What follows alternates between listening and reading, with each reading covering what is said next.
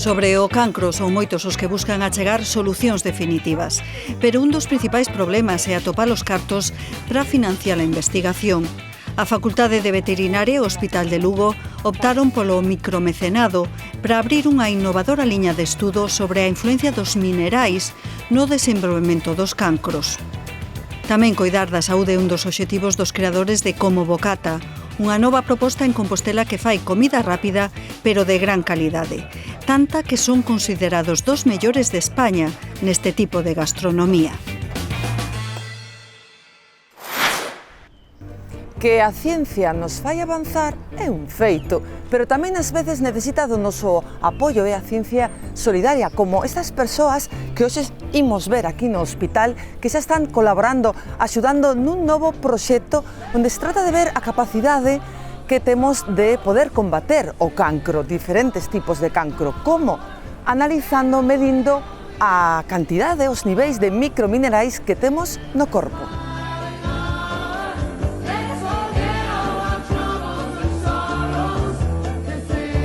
É o primeiro proxecto que eu teño coñecemento a nivel mundial onde médicos e veterinarios están traballando xuntos nunha acción deste estilo. É xa de micromecenado porque nós non tiñamos subvención de organismos públicos para poder facelo. Non é tanto cantos, senón porque todos temos os mesmos conxunto de minerais, senón como están balanceados entre sí. Isto é unha cuestión de equilibrios. Sempre hai un primeiro paso na parte experimental, o traballo de campo, pero antes e despois está a idea sobre a que xiran todos os movementos. Aquí vivimos a viaxe completa, do hospital ao laboratorio, viaxe científica da ciencia solidaria que pide que a sociedade se implique para mellorar o benestar das persoas antes e despois de estar enfermos.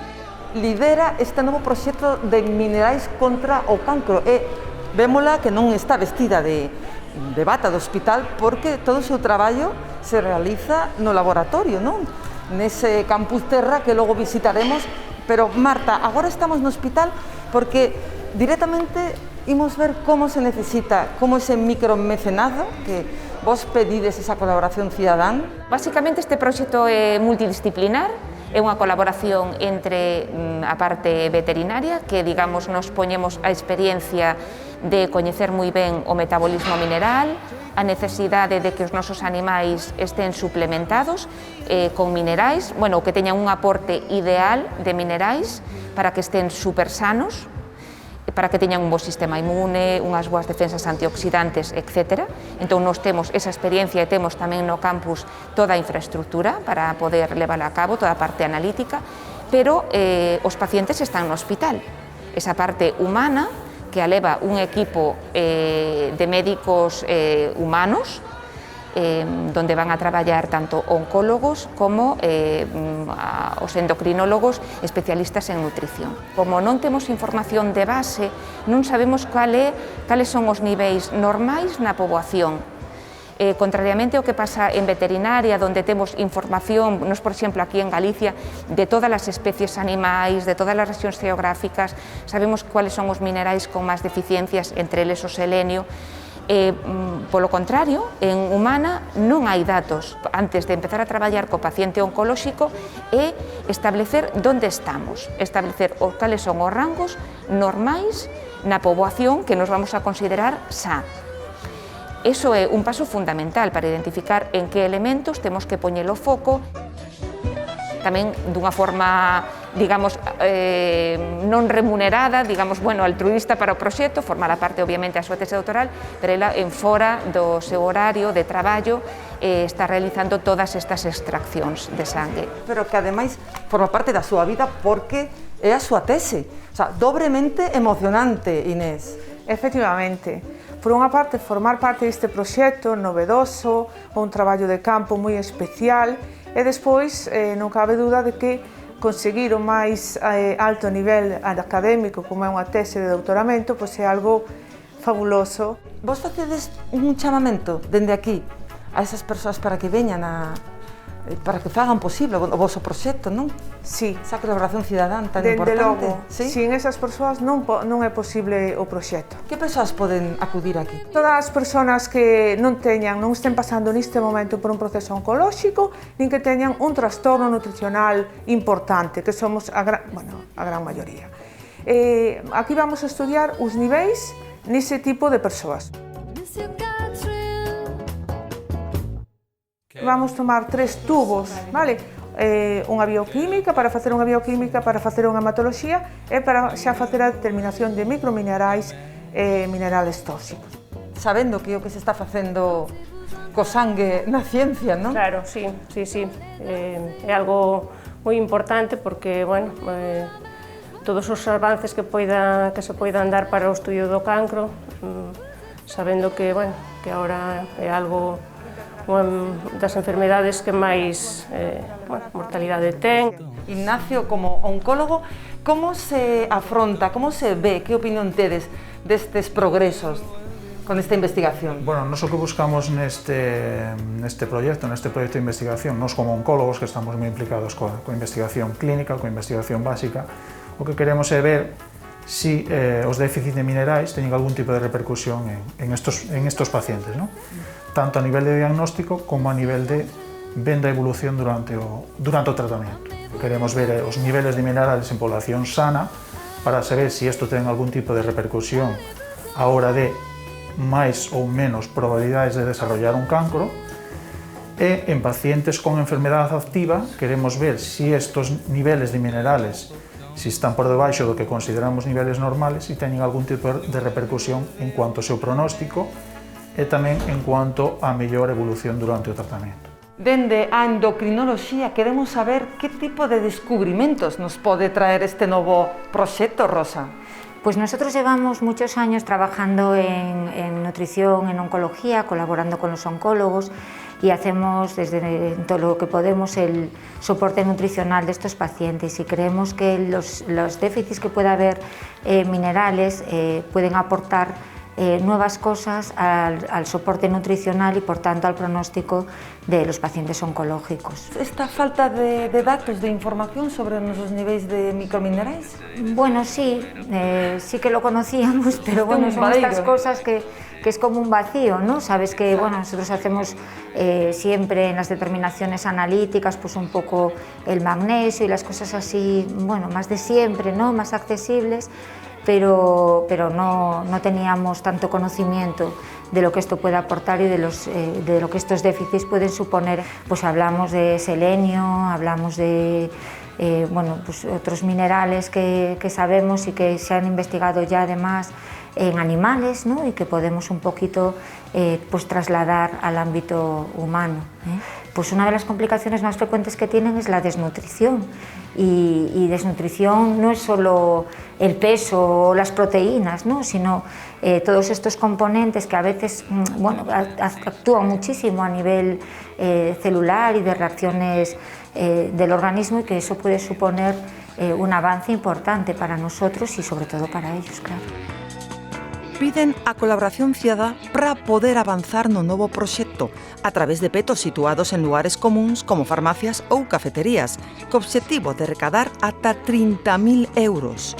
O estudo dos niveis de microminerais nas persoas na provincia de Lugo pode extrapolarse e servir de modelo para calquera outra poboación do mundo. Como sigue ese proceso?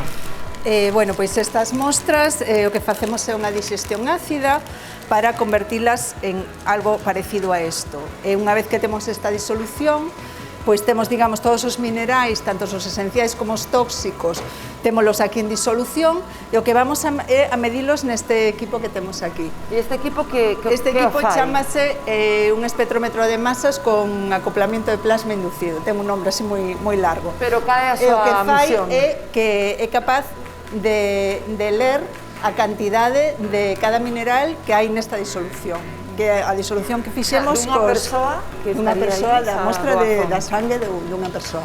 E o que fai é analizar os elementos en función da súa masa atómica. Entón podemos identificar canto hai de calcio, canto hai de magnesio, canto hai de plomo, canto hai de mercurio, etc. de selenio. En uns minutos xa Sí. se sabería a ese concentración resultado. que temos E deses que microminerais. sigue despois? E despois, pois, os resultados mandámoslos a Marta, e Marta é a encargada, digamos, de procesar e de analizar esos resultados. Que iso se convirta nun avance, nun descubrimento e nun benestar para a humanidade. Marta, como foi ese primeiro momento de inspiración? Pois, bueno, a verdade é que as cousas non son, como eu digo, casualidades, sino que son coincidencias. Bueno, despois de coñecer como é o metabolismo mineral amplamente en animais, porque, bueno, necesitamos que os animais teñan ese 100% de minerais óptimos para medrar adecuadamente, e despois tamén de ver como en cans que tiñan distintas patoloxías, procesos oncolóxicos, inflamatorios, etc., variaban moito o seu perfil de mineral, foi cando eu, bueno, nun momento tamén de coincidencia vital, de estar pasando por un proceso oncolóxico, que pensei que bonito sería realmente facer isto en humana. Por que ese mirar o poder dos minerais que tampouco coñecemos? Claro, é basicamente iso, os mecanismos de acción son os mesmos nos animais e sobre todo nos mamíferos, que compartimos as mesmas rutas metabólicas, porque os humanos non temos por que estar 100% sans, bueno, 100% sans, non temos por que ser 100% productivos. Entón, por ese motivo, e as nosas dietas tamén son quizás un pouco máis difíciles de controlar, porque un animal sí que ten unha alimentación moito máis estándar. Eu creo que é posible que detrás de moitos procesos orgánicos, de moitas enfermidades, cando se nos dicen este inverno enfermei moito porque posiblemente este baixo de defensas. Isto temos oído, non lo ten dito o médico, pero que despois tampouco realmente se actúa moito para ver que son realmente esa baixada de defensas, que son pezas fundamentais en determinadas proteínas que nos chamamos enzimas, que regulan todo o metabolismo. Se nós temos un sistema inmune potente, é moi probable que cando se produce unha mutación, que cando aínda ese tumor é incipiente, que son só un grupiño de células, o noso sistema inmune sexa capaz de identificalo e destruílo. Carai. Sí, entonces se supón que ao longo da nosa vida vamos a desenvolver moitos microtumores. Que non sabemos moito de microminerais e moito menos de quimiometría, pero nos vai explicar neste momento do proceso, Carlos Herrero, que significa? Ola, pois moi bons días. A quimiometría non é máis que uns procedementos matemáticos e estadísticos que verdadeiramente sirven para interpretar moreas de datos analíticos. Realmente, cando traballemos cos minerais, vamos a ter moitos datos de moitos metales en moitas mostras diferentes, de diferentes pacientes, de diferentes orixes. Entón, a maneira de poder extraer a información útil de todos esos datos é usar técnicas multidimensionales, é dicir, técnicas que nos permiten ver á vez toda esa información.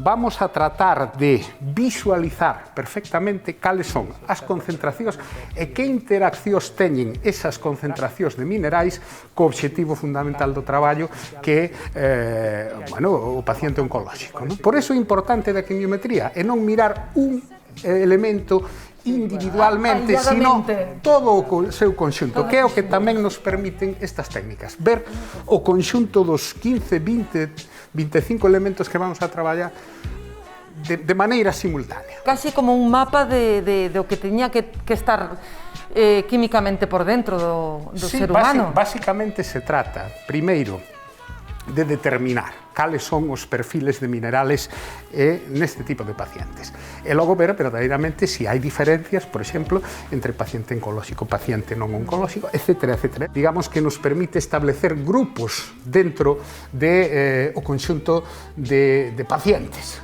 en función do seu perfil mineral. Estamos realmente ilusionados pola ciencia que ten detrás, pero sobre todo como se está implicando a cidade de Lugo e me sinto tremendamente emocionada.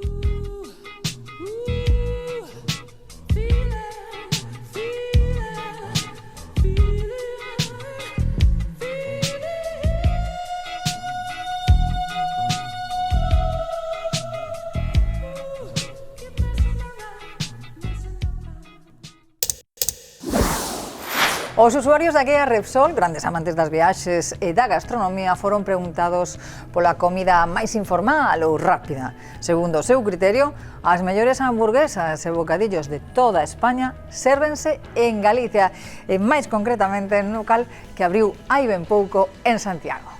Diz que o segredo do seu vertiginoso éxito é cociñar ben lento pratos que se consumen rápido. E nos preguntámonos, é rendible esta fórmula? Pode un bocadillo acadar a excelencia? Imos despexar dúbidas.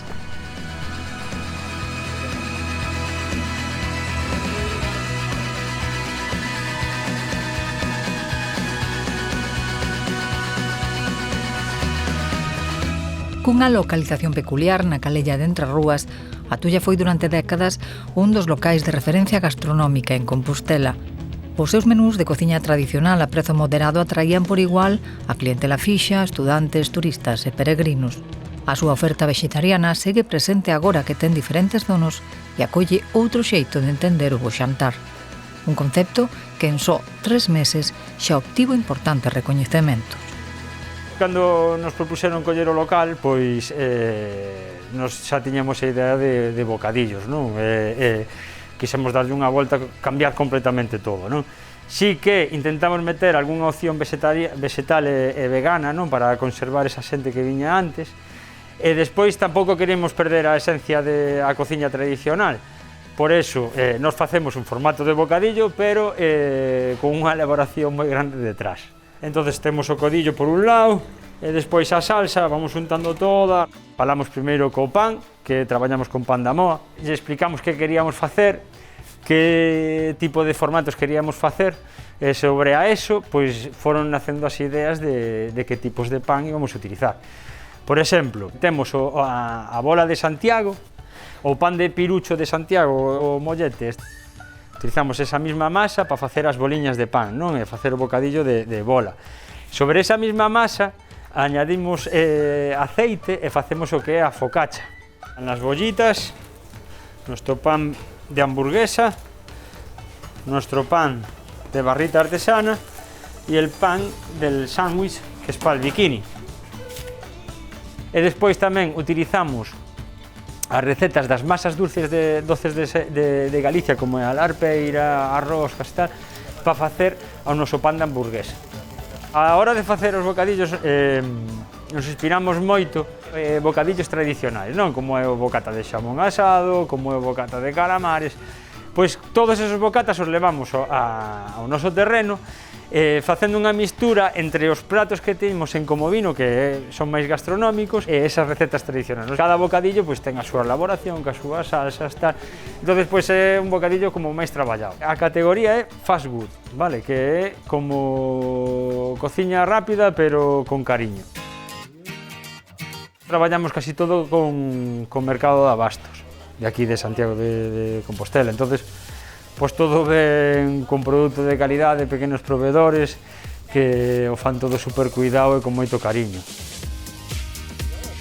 Aquí se procesa todo, se elabora todo, deixamos todo preparado e en a Tulla como bocata se fai a terminación de cada bocadillo, para que podan comer ali o bocadillo recén feito. Pero onde se elabora todo, onde se fai todo o proceso de cociña lenta, de hora de traballos, de facer todas as salsas pouco a pouco, tal, todo se fai en Comovino.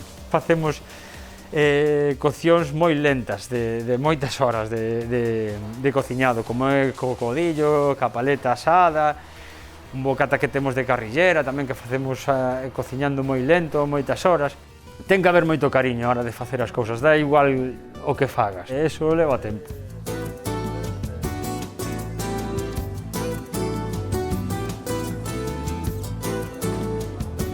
A prestixiosa guía Repsol distingue cos seus denominados soles e soletes os mellores establecementos culinarios do Estado. Dentro dos novos restaurantes que contan con algún destes recoñecementos, a Tulla como bocata foi seleccionado na categoría de mellor fast food. Despois das votacións, conseguiron o primeiro posto. Deron coa fórmula do éxito despois de darlle moitas voltas ao maxín, pero iso sí, en tempo récord. Levábamos abertos 2 meses, de repente nos deron un solete, non? E de aí, a semana, pois me chamaron da guía Repsol. Oye, mira, que está seleccionados entre os mellores restaurantes de fast food de España para ganar o mellor solete de España, non? Eu xa me quedei sorprendido, e dixo, ostra, les acabamos de abrir. E conseguimos ese galardón. A partir de aí empezou a vir moita xente a probar, e bueno, o feedback está gustando, a xente repite, que eso era o que máis nos importaba, e bueno, que estaba a lancha de repente de estar traballando nun nivel, de repente o día seguinte foi como multiplicado por 2, 3 e 4. Foi como unha locura, pero unha locura bonita. O bocata estrela noso é así o que máis gusta é o de polo crocante. Un bocata que facemos con polo daqui da zona, un rebozado super crujiente, panceta, de aquí salada, que a cociñamos aí a baixa temperatura, tal, despois acabamos, queixos da zona, que é o de Galicia, como é o galmesano. Este bocata leva unha mayonesa picante ahumada que o facemos con chili chipotle, que é un chile mexicano, que é o que é a base, a raíz, é todo de produtos de aquí. O meu favorito quizás é o bocadillo de tortilla, con gambas, encántame. É un bocadillo moi grande, enorme, vai con gamba, vai con alga. Recórdame moito a unha tortilla que ten aberta no como viño, que tamén ia con centolo, con alga, gamba, é moi parecida. Gústame moito o de kebab con curry, porque ti pensas no kebab e pensas o millor no típico kebab. Isto non é un trozo de carne limpiña, sen grasa, que se deshace na boca, moi rico, gústame moito, gústame todos, o de carne mechada, a ensaladilla, as patacas, por suposto. Tamén temos un apartado como de racións, que é para compartir na mesa.